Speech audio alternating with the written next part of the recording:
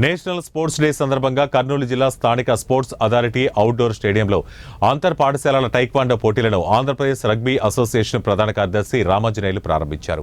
1985లో కేంద్ర ప్రభుత్వం ఆగస్టు 29న హాకీ లెజెండ్ ధ్యాన్ చంద్ పుట్టినరోజున నేషనల్ స్పోర్ట్స్ డేగా ప్రకటించిందని ఆయన వివరించారు. తరచుగా చిన్నారులకు పోటీలు నిర్వహించడం ద్వారా వారిలో ఉన్న ప్రతిభ బహిర్గతమవుతుందన్నారు. తద్వారా నైపుణ్యతలను పెంపొందించుకుని లక్ష్యాన్ని చేరుకోవాలని క్రీడాకారులకు పిలుపునిచ్చారు. అనంతరం టైక్వాండో పోటీలను రిబ్బన్ కట్ చేసి లాంఛనంగా ప్రారంభించారు.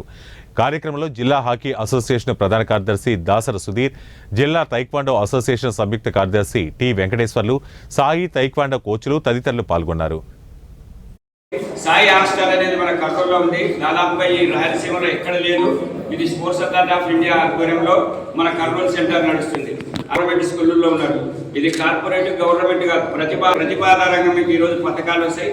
రేపు ఉదయం కానీ సాయంత్రం కానీ మీ మాస్టర్కి చెప్తాము. అప్పుడు వచ్చి మీరు పథకాలు స్వీకరించవచ్చు. ఇదే కాకుండా మీరు జిల్లా స్థాయి పోటీల్లో, రాష్ట్ర స్థాయి పోటీల్లో పాల్గొని మంచిగా రాణించాలి.